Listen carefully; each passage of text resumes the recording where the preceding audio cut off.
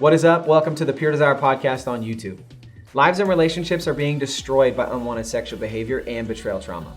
Our goal with this podcast is to have weekly conversations that give encouragement, experience, and expertise on how to take your life back from the effects of unwanted sexual behavior and betrayal. We sit down with Pure Desire staff, addiction and betrayal experts, and other voices in the recovery world to help you take back your life from the effects of unwanted sexual behavior. My name is Trevor Windsor, and I am the host of this podcast. If you enjoy the podcast, please like, subscribe, and share it with others. All right, here's this week's episode. Mike Maxwell, welcome back to the podcast, man. Thank you. I'm glad to be here. I love the new digs. Yeah, it's definitely, we are super thankful for Luke and all of his work on this. It's been amazing. He's a good man. We love you, Luke. I know we you listen love to you, the podcast. Luke. Thank you so much. Okay, so it has been a while since we've had you on the podcast. Yes. And I want you to know from Nick and I both, it wasn't because you did a bad job. It wasn't something where we thought, Mike isn't one of those people we'll have back again. It's okay. But you are kind of a hermit in your office. You're always crunching numbers and doing stuff, but you do have a lot of experience. And I think in this area, you add some expertise and some understanding that we wanted to tap into. So recently we had a listener send in a suggestion, which if you're a listener, I'm telling you, I see those emails every single week and I file them and I come back to them often when we're coming up with new podcast topics and episodes. So please keep sending those in. Well, we got the suggestion for the topic of sacrifices of recovery and healing. I thought that was interesting. And really, if you think about it, the reality is when we enter into that recovery and healing process, there are sacrifices that are made. And whether it's old habits, jobs, even relationships, which we'll get into all of those, there are sacrifices that we make. And we wanted to talk through not only what sacrifices we make, but also how to process through them in a healthy way. So let's just start with this. Mike, what are some of the things that we might lose when we begin that healing or recovery journey? As I think about the question, the first thing that I think I had to face was that loss of that sense of control that my addiction brought me. Yeah.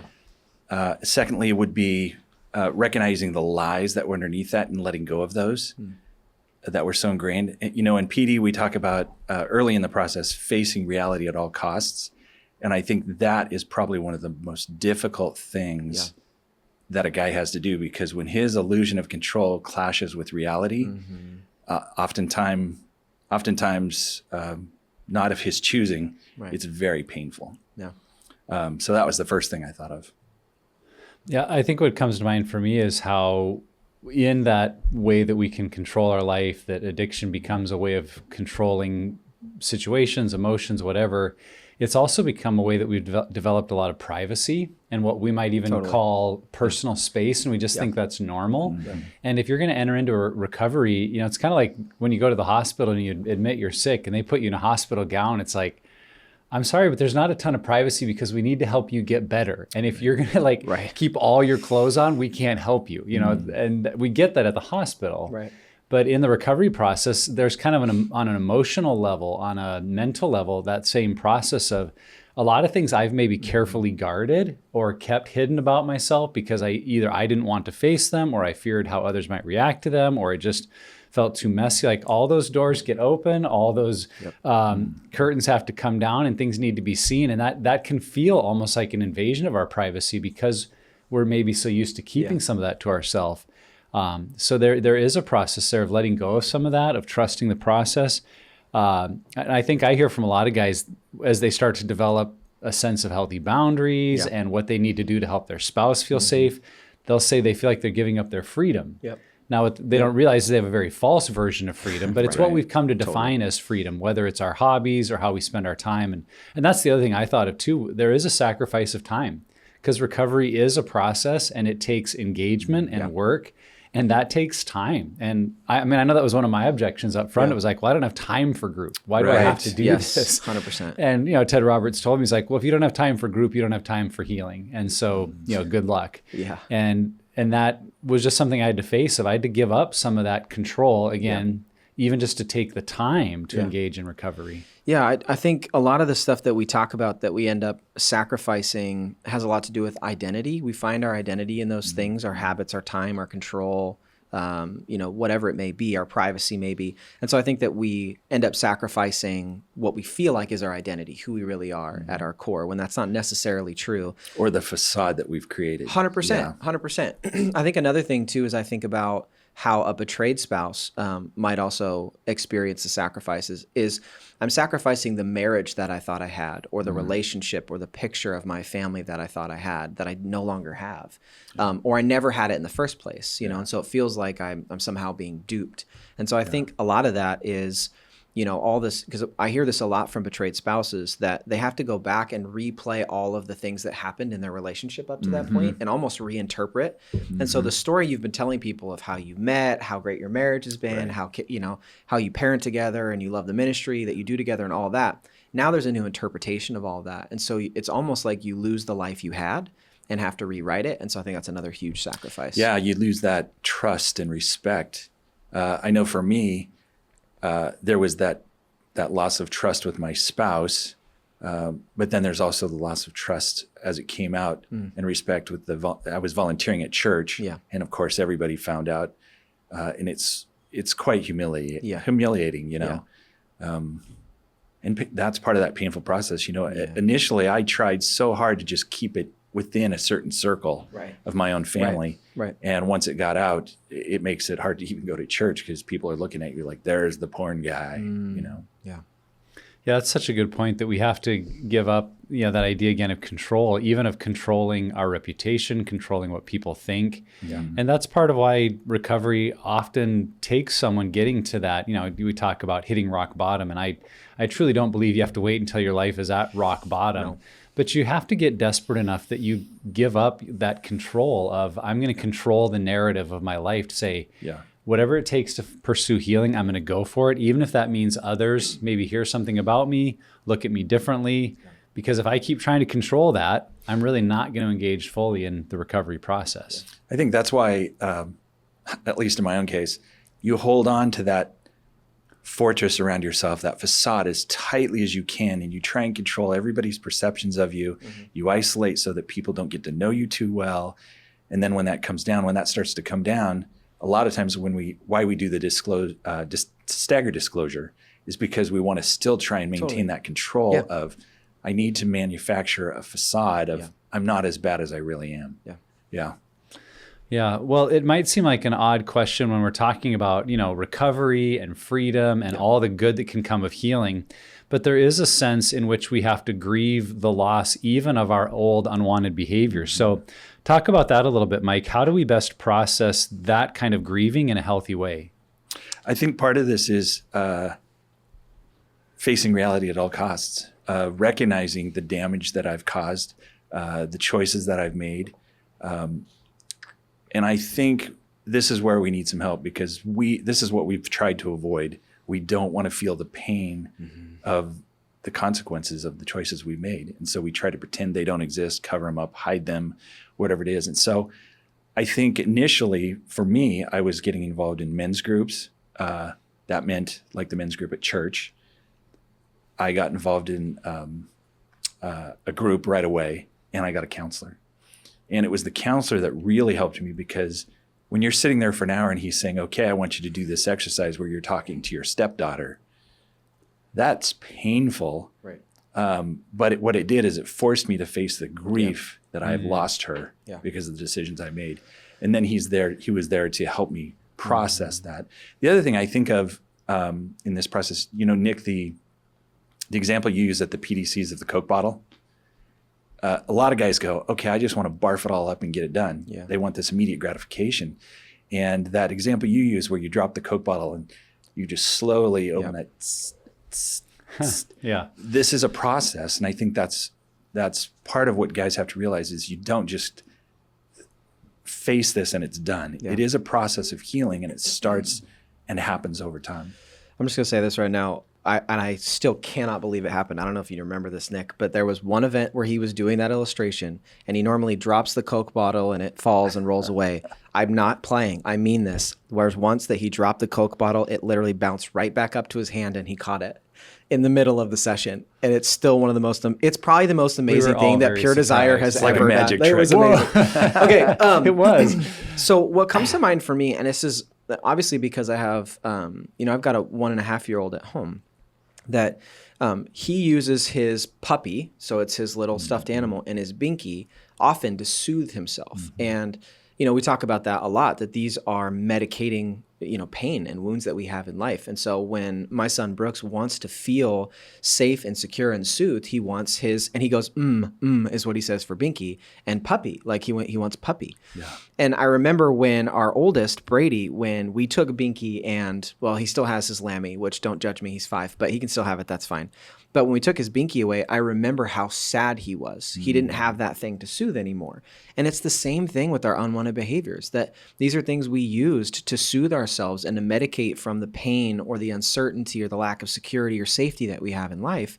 And that's why we grieve when they're no longer there. And I know it feels weird and almost feels like we should feel more shame because of it. But in reality, they played a very significant role in our life. They were unhealthy and caused a lot of damage, but they also played a very key role in helping us survive. Yeah. Right. Well, and that can be true even for the betrayed spouse who may not be relying on unwanted behavior. Yeah. But we find that betrayed spouses can be stuck in some anger or superiority or, the reasons of like, well, the reason our marriage isn't working is because of your problems and your pornography. Yeah. And if their spouse starts to pursue healing, they may have to let go of some old friends that they've relied on too, of anger, bitterness, just getting to hold this over them. So it is, I think, for all of us, letting go of something we've relied on, like an old friend, that even if it was messy or painful or parts of it that we really hated, there was a part of it that worked. And that's something I try to address with guys in group, because I will hear them say, like, when they're telling their story, like, oh, and every time I did it, I hated it. And I hate it. And it seems like the noble or the right thing to say, like, I really hated what I was doing. Right. And there's definitely truth to that there is a part of us that, especially in the purge cycle, in the guilt and shame, hates what we feel, what it does to us, that we're trapped in it. But I try to say we also have to look at the other side. There's a part of us that really liked it. Yeah. And that's okay. Yeah. There's a part of us that liked either what we saw or the way it made us feel or the rush of the chemicals. And we need to acknowledge that in order to let go of it and be able to grieve that we're not going to go there anymore. And I think we get this like with food a lot more, that we can recognize, I love cake. It tastes good. It's the texture, the flavor, but I'm recognizing it's not healthy for me. And if I want to have a certain kind of lifestyle, I will have to choose to go without cake, or sugar, whatever a person has identified as their issue. Yeah.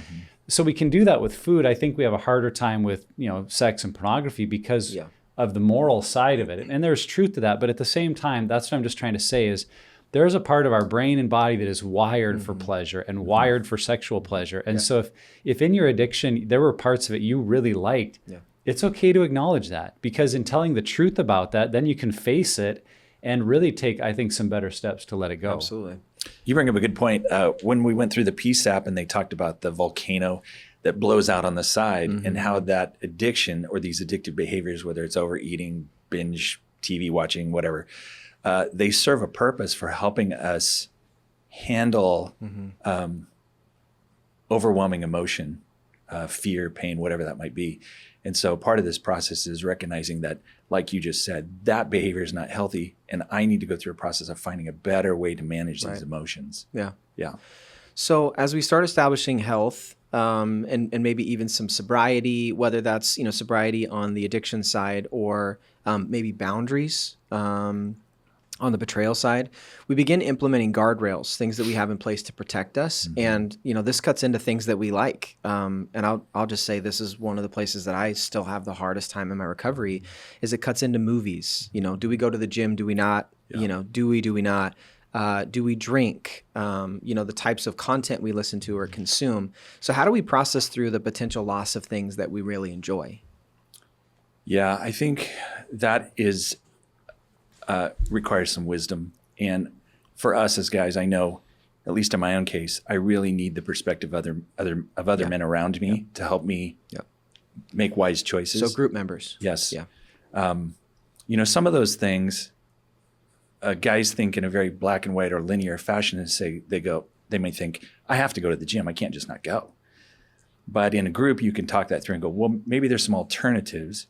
And you may not have to give up the gym or your cell phone forever, but maybe there's some alternatives we can put in place where you can still realize the benefits of getting exercise or contacting your wife when you need to, that allow you to get healthy or stronger in your health to the point that then you can go back to the gym. Because I know for me, the gym was a trigger initially as well. Yeah. And of course, all the same things are at the gym as they always were. It's just I process them differently because of where I'm at now. So that's what I think of is you have to start having people around you to help you get creative in how you meet those needs. For my counselor, she said, I want you to expand the things that you have in your life that give you pleasure. Because we've got very set things that we do to manage our life. And in many ways, addicts they seem out of control, but they're very rigid in some respects. And so he encouraged me to go, what other things can you do to add pleasure? Yeah. For me, one of the things that we found as I was going through counseling is he goes, you use books, self-help books in particular, to escape because it becomes a form of manager where I have to get control. If I just get this last piece, I'll have it all together. And he actually forbid me from reading any books for a period during counseling. That sounds terrible. If you're a book reader, that sounds like a nightmare. It was really hard. Yeah. But then he said, well, you can read the ones I give you. So, but now I can read all those things. And the self-help books don't have the same pull that they used to because it's not feeding my wound. It's not a crutch anymore. Yeah, it's not addressing my wound. So I would say, we don't have to grieve these things forever necessarily. I know for me, we do avoid R-rated movies at our house just because it's a trigger for my wife as well. So if we're watching something and any kind of sexual content comes on, we're like, okay, we're done. Yeah. We just don't watch that. Yeah. And it's getting harder. Yeah.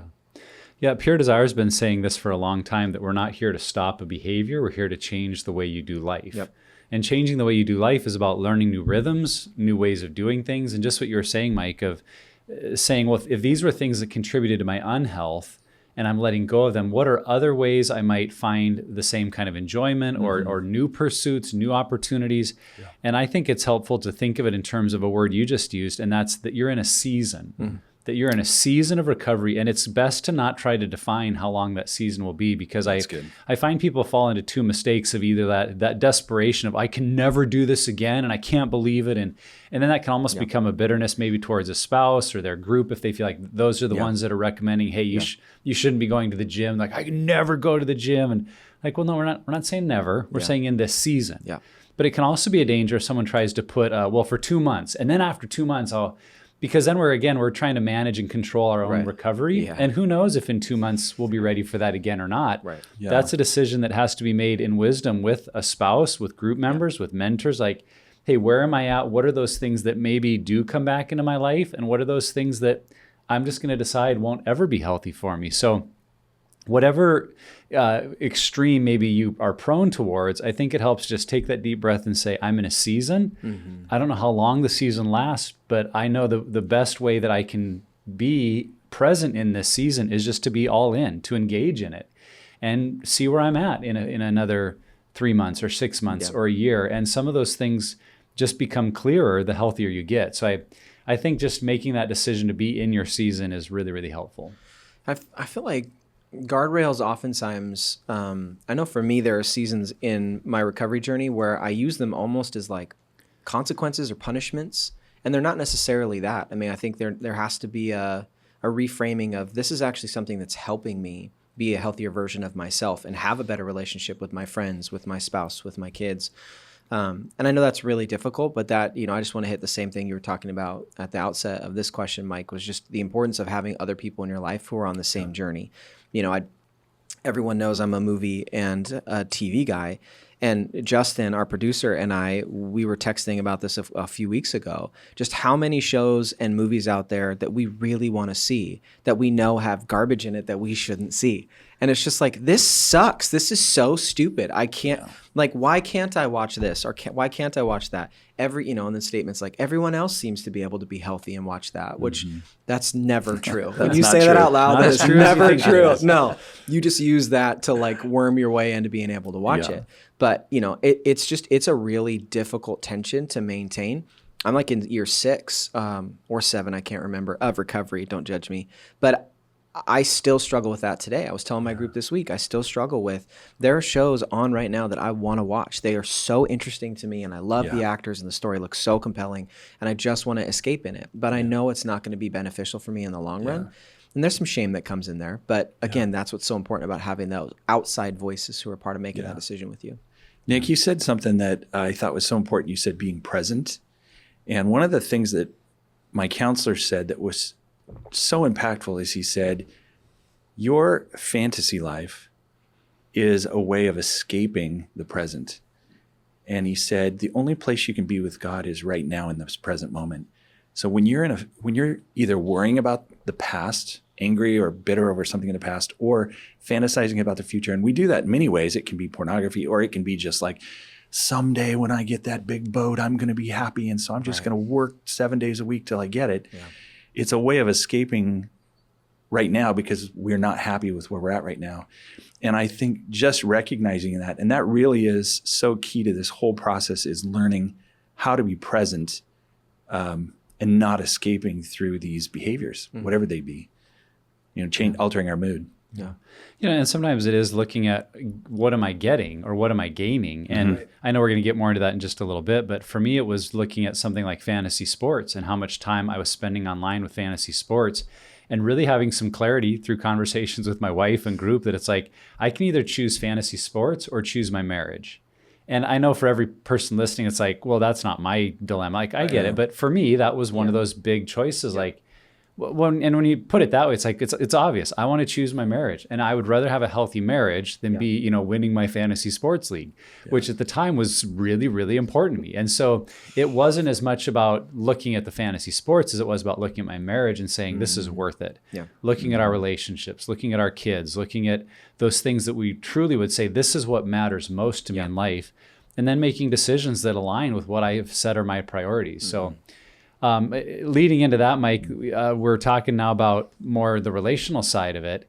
And there is a reality that sometimes in recovery, we realize that there are relationships that will have to go in terms of us maintaining our health. So what would you say about how does someone determine when a relationship might need to be sacrificed as part of recovery? And if that happens, how do we handle the loss of those relationships?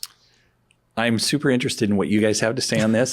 So I'll say that there are times when relationships need to be cut. For how long, or if that's forever, I think that depends on the situation. Yeah. But it's very difficult to get healthy when you have someone who's influencing you in a negative way. And I think when you're single, this is easier. Well, I think there's less consequences because you're not married to somebody. When you're married to someone, I think one of the things about PD that I think is so amazing is that they do husband-wife counseling so that they can grow together, because when one person's getting healthy, if you've been in a dysfunctional relationship for 20 years, addict, codependent, however that plays out, and one starts to get healthy and the other refuses to participate, the other person is still unhealthy. And so you have this dynamic where one is trying to change behavior and the other's staying in the process of the old behavior, and they're either going to pull you down or it's likely that the marriage will not survive, in my mind. And so it becomes difficult. Yeah. And I think that's why it's so crucial, particularly if you're married, that a counselor is involved. Yeah. But I have had relationships. There was one in particular that a guy that I hung out quite a bit during my single years as a healing sex addict. And there did come a point where I just had to have a discussion with him, say, I can't hang out with you anymore. You are too toxic. I still love that guy. We do still communicate now and then, but I just had to let that relationship go. Another thing with that, Mike, too, is I think we get into this like all or nothing thinking, black or white thinking, where when this question comes up, it's like, well, either I'm in the relationship forever or I cut it forever. And that's not necessarily the case. I think we also can manage the levels of like the depth maybe of different relationships. There are people who in recovery maybe don't understand, maybe you have a friend who's like trauma doesn't exist. Stop talking about your wounds and your trauma. It's like, okay, you're no longer safe for me to share my stuff with as I'm going through the process. Yeah. And so I think that you can maybe dial back those relationships or creative ways that you're not maybe one-on-one with that person, you're in safer group settings. So I think it's just going to depend from relationship to relationship. But I think there are times absolutely where it's like, you know what, I can't be with this person anymore. I cannot spend time like that relationship, which is super sad. That's not a great experience, but not every relationship's that way. We can learn how to manage who's safe, who's not, who's healthy, who's not for me in the current season I'm in. And the reality is some of those relationships, you don't have to have that discussion. They'll just naturally fade. Yeah. I think that's a really good point about finding who are the safe people and leaning into those relationships. As we think about this question, sometimes the relationships we lose will be the other person's choice. I mean, so many people in recovery have lost a spouse or a marriage over this, but that tends to be more about their past choices, and it's the damage is already done. Yeah. Versus currently, I think a way to consider our current relationships is we begin to recognize what we need for health, and then we create boundaries around that. Yeah. And then in terms of friends or family members, we may communicate to them, here's what I'm able to do or willing to, and here are things I'm not. And if someone truly loves us and is committed to us, they can be accepting of those boundaries and learn a new rhythm to our relationship with them. Yep. But if others like, well, if you're not going to do this with me, I'm out of here, and they leave, I think that can change then the kind of grieving because we realize I was open with them. I was honest about what I was able to do. I shared with them things that were not healthy for me. And if they weren't able to accept that, it almost changes the dynamic a little to say that was more about them than about me. Totally. Because I'm feeling confident in my recovery. I know I'm taking the right steps.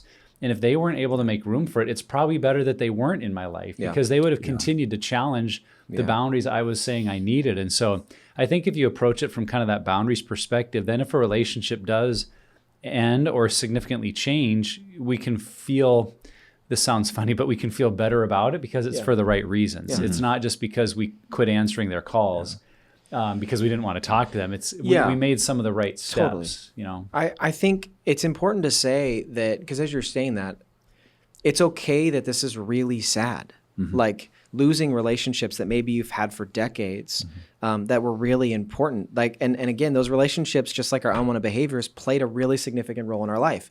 And it's okay to feel sad. It doesn't have to be like, oh, now I have to be excited that I lost my best friend of 20 years because I wanted to get healthy. No, it's okay to grieve that. It's okay to sit in that space. But I think in this question, we're just trying to encourage people that even though you might be in that space of sadness, that doesn't mean that we like flex on our boundaries and take some steps back. We do need to take those right steps if that means that we need to cut a relationship. You just reminded me, there was a guy that our total relationship was built around chasing girls, going out to the bars and picking up girls. And I remember when I faced my addiction and my marriage was falling apart, that he still wanted to go out. And I said, I told him, I said, look, I'm a sex addict. I can't do this anymore. This is part of my addictive behavior. And he said, oh, well, I'm dating this girl. Why don't you just come have a drink with us? So I came down there and he had this other girl there who was going through a divorce. And I just went, that was a relationship where I went, I can't maintain this relationship anymore because I love the guy. We had some great conversations, but the core of our relationship was built around unhealthy behavior. Totally. So I haven't seen him in years. Still love the guy, but. So let's move to another domain of relationships, right? When we get into recovery, when we get into healing, we dive into our family of origin. And I just feel like whenever you say that, it needs to be like a dum, like that family of origin. When we dive into that and look at the patterns and the culture that we were raised in, this often changes our relationship with our family. It can be positive, can be negative, but how do we handle some of that pushback? And I remember Diane Roberts, when she was on an episode a long time ago, she said, she was talking about a mobile that's hanging above a baby's crib, right? Mobile, that's how you say it. It's not mobile, right? I can never tell. I don't know. Anyways, I'm going to say I know what you meant. Mobile. So when one of, and each of those, each of the things hanging from it are a member of your family. And when one gets healthy, they get off of the mobile and now it becomes off-centered and imbalanced. And everyone who's still on the mobile is like, no, come back. Like, we want you to, like, we need to maintain equilibrium here. Like, come over here. And so how do we handle those kind of pushbacks from our family? And and I think even a bigger and additional question is it ever okay to cut relationship with our parents, with our siblings, aunts and uncles, family members? First, that is an amazingly great analogy. I love it. Yeah. So the short answer to that question, from my perspective, would be a cautious yes. To cutting relationships. Yeah. And I go back to, it may be for a season, it may be for longer. It depends on the relationship and the level of abuse. If there's abuse, then definitely you're going to need to cut that relationship until you can get into a healthy place and have healthy boundaries. Yeah. It's really difficult to set boundaries initially because they just don't feel right to you. And so I think having a counselor to help walk through that, especially in abuse situations, is super important. With other family members, it may be just a season of time. And I honestly, with family members, even when there's a place of cutting, I think we all always need to be prayerful and hopeful for reconciliation and be open to forgiveness. And that's really challenging because those people on the mobile are still amazingly dysfunctional and swinging wildly around, right. And we're going, I can't get back on into the system as it currently sits. Yeah. Yeah, I think it comes back to that word from the beginning of control. That am I going to try to control the family relationships and dynamics and keep them all the same as they ever were? Or am I willing to be real about where I am, what I'm facing, and in a sense, let the chips fall where they may? And so again, like bringing up boundaries with family members, if you communicate like to parents, well, we're not going to be coming to this event because usually there's lots of alcohol or there's inappropriate things that are watched or done. And if you communicate that to a parent and they say, well, why not? And you say, well, the truth is I'm walking through some recovery from pornography and that's not a healthy environment for me. And maybe even present, could we do something different or could we go to a different place? They may be open to that or, they may not understand. So, well, we're going to do it anyway and say, well, great, that's your choice. We just won't be there for that. Or maybe what you were saying, Trevor, about safe people, that we've determined there are certain people that aren't safe and I'm not going to go there with them. And when they try to bring up the topic, we say something like, well, I appreciate you asking, but I don't really feel comfortable discussing that with you. And if they say, well, why not? Like, well, in the past, when we've had these conversations, you've reacted in these ways that have really made me feel criticized or condemned. And I'm just not willing to go there anymore. And if they get angry about that, it's like, well, that's kind of why I've created that boundary. But it may, in some cases, I think we do want to have the hopeful perspective of maybe we have some family members or relationships that are healthier than we realize. And if we begin to express these things, they may see something and go, I'd never realized that. And I'm glad that you shared something and I would like to work on that. I would like to be part of growing with you. And then that's encouraging because maybe back to that illustration, maybe our health is part of the system finding some health too. But we'll never know if we just, disengage and don't talk to people, if we do it kind of passively versus being honest just about here's where I'm at, here's what we're willing to do. And will you grow with us? Or is that just going to be something where we're not going to engage anymore?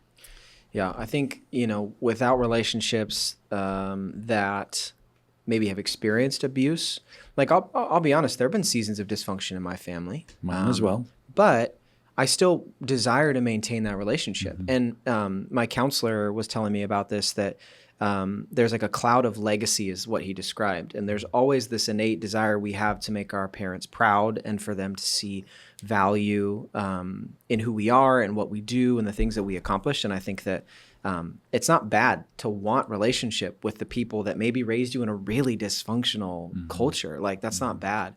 But so much in recovery is learning to manage life, not just black or white, either it's in or it's out. It's learning to create healthy boundaries and practices that help me manage life. And I think it's the same thing with these kind of relationships. We need to learn what that balance is, whether it's with boundaries, starting to identify where maybe I have some codependency with my family.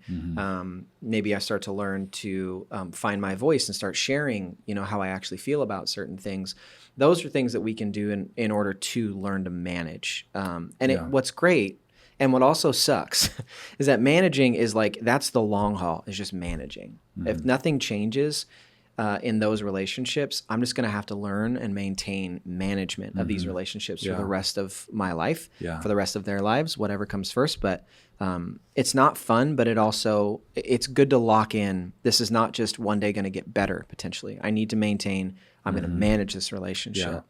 I think the most difficult thing in this area is if, in the cases of generational addiction, so you're engaging with people that are extremely unhealthy, very black and white thinkers, and engage in heavy gaslighting, and blaming you for everything. And that's where it might be a situation where, because when you speak about managing, I might be able to engage 60%, or man, I might only be able to engage 10% of the time on holidays or whatever, just because there's so much dysfunction in the family. Yeah. The hope would be that in a lot of these relationships where it's, say, parental, and the child is saying, hey, this is how I experienced you growing up and how it affected me, that's hard for a parent to hear. And some of that, if they're getting healthy, some of that may be reasonable. Right. But if they're not getting healthy, they might just be blowing this up to make it more dramatic than it is. And it's very hard for a parent to process that. And so there might initially be a severance of the relationship for a period of time as people process and the emotions kind of leak out of that. I know that was the case with my dad and I. My wound was very raw, and he wanted to try and reconcile. And I was like, there is no way in hell I'm going to reconcile with you. Yeah. I hate you. I'm angry at you. But we have over time, as I've grown and he's grown, reconciled, and he's just an amazing man. Yeah. Yeah, that's so cool if we can allow our healing to be an invitation to others to also be growing and healing. And I think that's the hope. So to switch gears a little bit here, Mike, we're talking a lot about relationships. Let's talk about something maybe more practical and tangible of our jobs and our careers and our income. For some people, their job may be part of their past unhealth, whether the environment, the people they're around, the tasks that they were required to do. Would we ever suggest someone leaving a job for the sake of recovery and healing? And if we do, how should we handle that huge transition? I would say absolutely yes, if the job is causing problems. If there's a woman that you're having an affair with at work or something along those lines. I think for a single person, this is a much easier decision to navigate because you might quit your job on Friday and have a new one on Monday. If you're 30 years into your career as a pastor, for instance, and it's going to be a job or career change, and it affects your whole family, your children, that's a whole nother ball of wax. And I think that's where, in that kind of a scenario, I would suggest people have counselor support as they navigate that, because that could be, for a man to lose a 30-year career or being a pastor and losing that is going to be very difficult. Yeah. And the family need to navigate that carefully so that it doesn't become a wedge between the husband and wife. I've heard an example recently from someone who's in group who, not my group member, but he was mentioning that he had to leave his job, or he was leaving his job because he kept getting asked to do things that were dishonest. And so it's not just like, I have people who are watching porn at work, or, the table talk at the office is just awful, or there are people who are just, terrible for my recovery. It's also just like at a character level, the type of people you spend time with or the type of things you're asked to do at your job. And so just kind of widen that lens a little bit. But man, I've thought about this a lot, that God cares more about me and my health than he does about my career and my effectiveness. And I think it's one of those things where we so often tie our career and effectiveness to who we are, to our identity and our value and our worth. And you can argue theologically about this, I'm sure, around in circles, but I don't think God cares all that much about what we do. It's about who we are and how we do it. Because I could do 4 or 5 jobs probably pretty well, but this job seems to be where God wants me right now, and I'm going to do the best that I can. Thank you. Do the best that I can. I'm not fishing here. Stop it.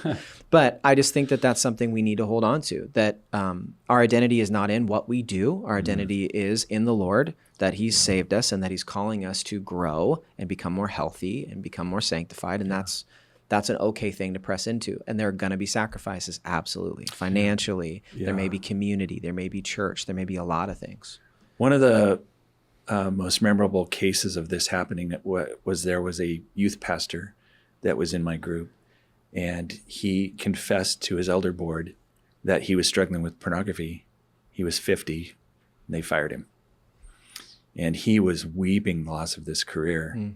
And I just remember in my heart thinking, I would rather follow a man who's willing to lose it all to get right with Jesus than the most charismatic speaker who's hiding behind the pulpit. Yeah. Sure. And I know God has to see it that way too. Yeah. Yeah, I think that's the answer to, should we change jobs? We need to be open to it. Yeah. I've heard a lot of people in recovery say to their spouse, I'll do whatever it takes to make it up or make it better. And maybe changing their career or job is part of it. And they need to be open to that. Now, I would say we want to make sure it's not just an emotional reaction in the moment, whether by the spouse or the addict. The spouse is like, well, your problem was at work. You go quit your job.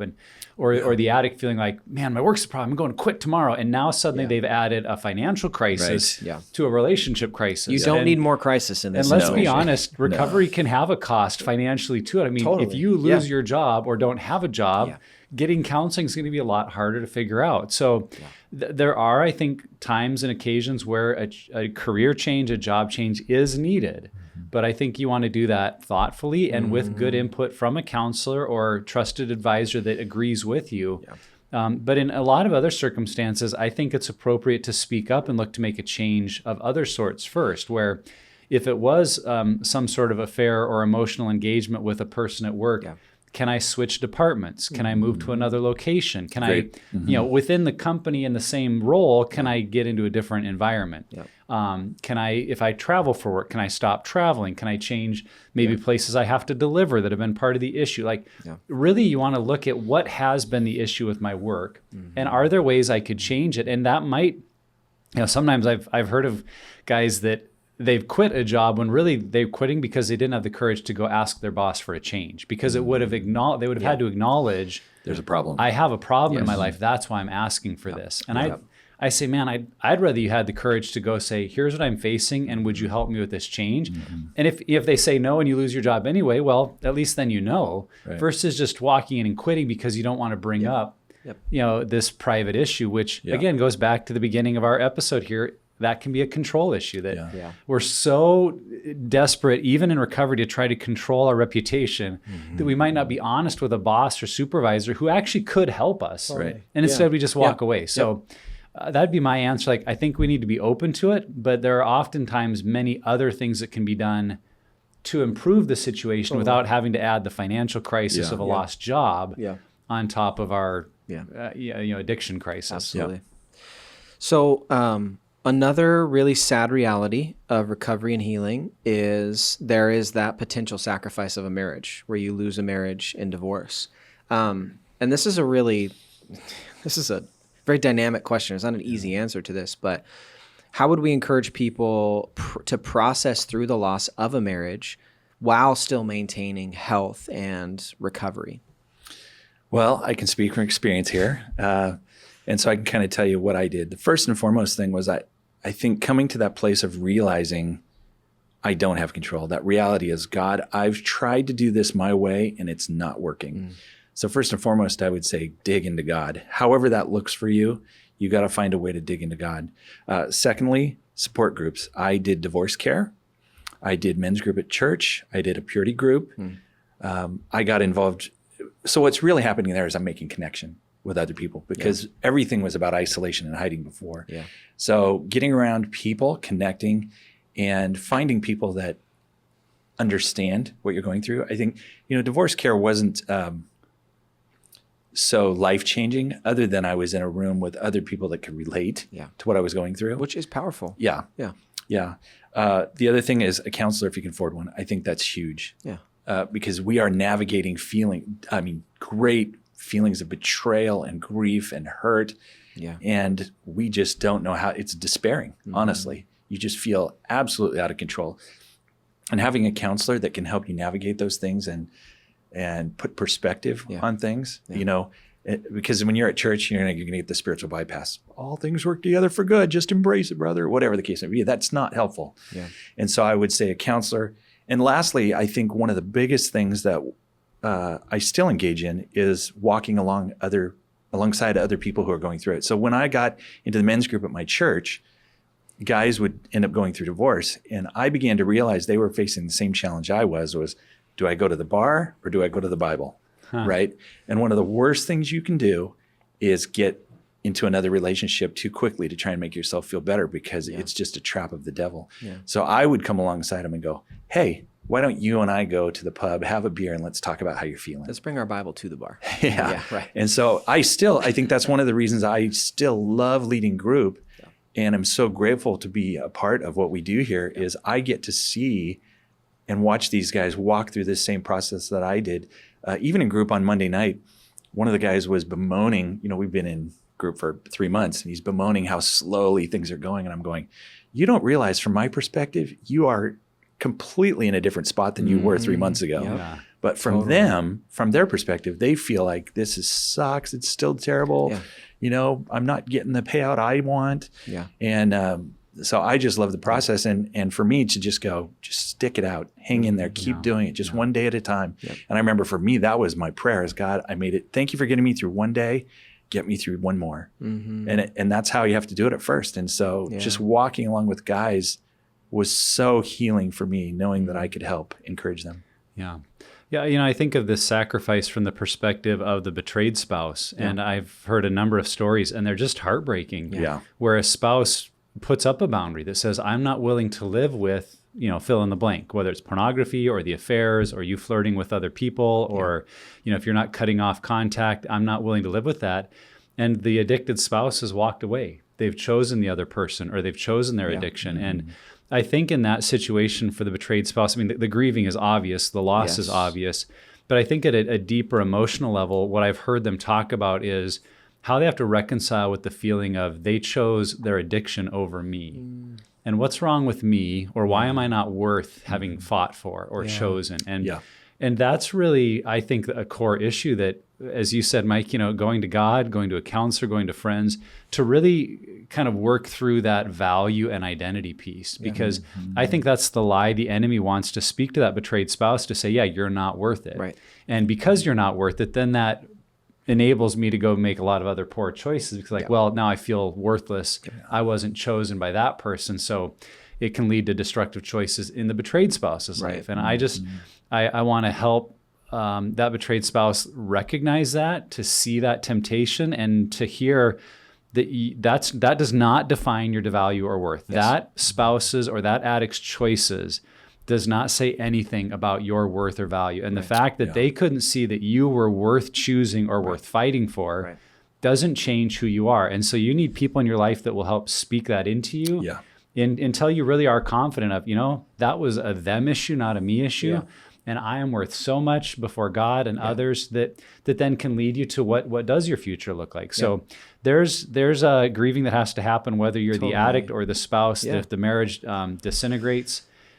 There's always things we can learn, but I think the long-term goal for either side of it is to say, I need to become a healthier person, because if it's not for them anymore, for that spouse, there's a lot of other people in my life that would really benefit by getting a healthy me. And if I'm ever going to be in a relationship again, I want to bring a healthier me. So I need to keep going into recovery, even if they don't stay with me for it, because that's going to be best for me and those that I love for the long run. Yeah, the only thing I feel like I can add is just grieve and feel this. Got to feel it to heal it. Man, that is, what a terrible thing to say to somebody. You should feel the weight of a divorce. But man, if you try to fast track this and bypass it, it's going to do way more damage in the long run. I think of this illustration all the time. Of physical therapy, that if you don't do the physical therapy and you don't feel the pain and go through the work of, my father-in-law, a couple of years ago got shoulder surgery, and he'd do these exercises that sucked. They hurt. He doesn't want to do it, but you do it so that you can regain movement and you can actually use the arm, the way it's supposed to be used. And it's the same thing, like at a core and soul level. If you don't grieve it and feel it and go through these difficult process and steps of healing, it's just going to do more damage in the long run. And so to Nick's point, I just reemphasize, your healing is not contingent on your marriage. Your healing is contingent on the value you have in Christ, and you should do it, period. No question, whether the marriage stays or not. But then also know it's going to hurt, but it's okay to press into the hurt. And again, what a terrible thing to say, but it's true. You just reminded me of something that happened to me when I was early on in the process. I bought this little book called The Book of Questions. And I was looking through it and it had a question. I'm going to probably butcher it, but it was something along the lines of, would you rather go through life never feeling great pain, but not feeling great joy? Or would you rather go through life feeling great joy, but having to feel great pain? And I remember thinking, I remember sitting on the couch just kind of going, I've already chosen. I live that life where I never feel great joy, and I'm always waiting for the shoe to drop. And that's one of the benefits of addiction, right?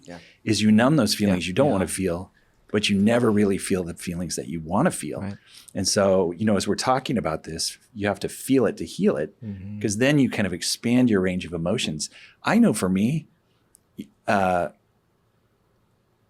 used to be so consumed with activity.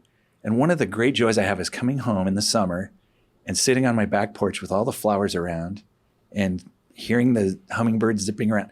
I never would have found joy in that before because I was so focused inwardly on my own addiction and getting to porn or whatever it was. And the beauty of this journey is you expand that ability to feel and enjoy life. Well, guys, this has been super good. I mean, it's not always an easy topic to discuss, but it's a reality of recovery. It's a reality of breaking free from addiction and betrayal and navigating that whole journey. And so I hope whether you are a person in group or a group leader, you're the spouse, you're the struggler, this has just given you some insights on how to face the sacrifices of recovery. And so, guys, as we wrap up today, some last thoughts, final thoughts for our listeners. And this has been kind of a heavy episode. So what are some thoughts to really leave the listener with hope and a sense that, this is worth the sacrifices that we make? One of the things I would say is there was a guy in my group and he was from AA and he'd say, my own best thinking has gotten me to the place I am now. And one of the things I realized is we have to let go of these things that we hold on to that we think are going to provide us the life we want before God can give us those things that he wants to give us that lead to true life. So, we're talking about these things we have to give up or lose, but the reality is we're not giving them up in a vacuum. We give them up so that we can get God's best. And as I look back over my journey, I think all of us would say this, it's extremely painful, the process. But in hindsight, it is one of the most beautiful processes. I would say it's the process of redemption. It is a beautiful, beautiful process that I cherish. And I'm still on that journey. It never ends, right? It's not lost on me that,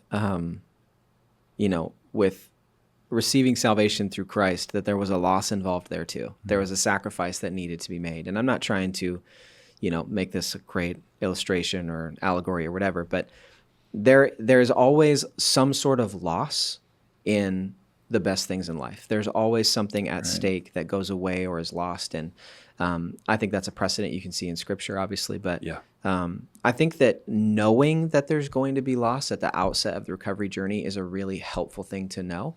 You don't want to get into it and then get punched in the mouth by all the things you're losing. It's like, hold on a second, what is happening? This is not like, you're going to have those experiences, but going into it, I think is with that perspective is one of the things I would just try to leave people with, is just know that there are going to be losses. And so that's one encouragement. The second one is recovery doesn't make life easier. Just sit there for a minute. It really doesn't make life easier, but it makes life better and more fulfilling. And so knowing that it's not going to get easier when you implement these boundaries and you have to cut relationships, that's going to be really hard. But it's going to set you up to have a more fruitful and beneficial life. Yeah, that's actually what I was thinking about too, Trevor, just how much of Scripture talks about the reality of suffering and sacrifice, and that it's part of this world and it's part of following Christ. And, Jesus saying, in this world, you will have trouble. If they persecuted me, they'll persecute you. And, Peter saying in his little letter, like, you should expect suffering. It's part of this life. And don't look at it like something strange were happening to you. And so I think with that in mind, though, is how much Scripture also gives the promise of the so that, or the because, that Jesus saying in Mark 8 that he is, what profits it a person if they give up they gain the whole world and yet forfeit their soul.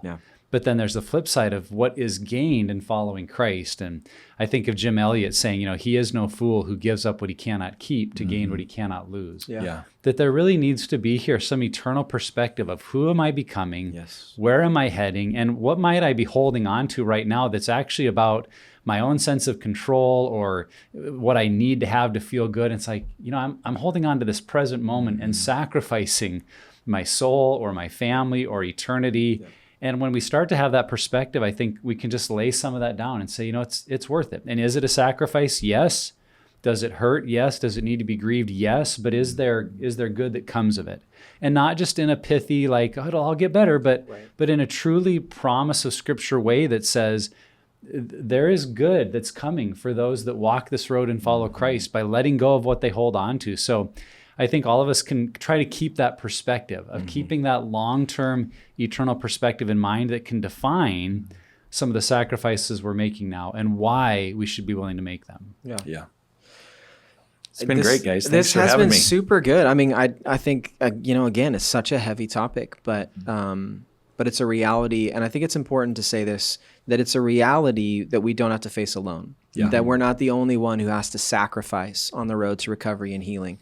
And that's why we have groups. That's why we have people who have taken their healing and recovery and are now giving it back to other people by leading groups and by being open and vulnerable and honest and telling their story. So just know you're not alone in this and that this is a reality. But as Nick has said, I mean, there's so much hope and so much to gain if we do still push into these sacrifices. So Mike, again, you did a great job. Thanks, just guys. Like the last one. You did an awesome job. Thanks for being here, man. I love being here. Thank you. And wherever you're at on your journey, Pure Desire is here to help create a roadmap for your healing. If you or someone you know is impacted by sexual brokenness or betrayal trauma, go to puredesire.org and start the healing journey today. Don't forget to subscribe to the podcast. Each week we put out new content to help you on the road to healing and freedom. And lastly, never stop being healthy.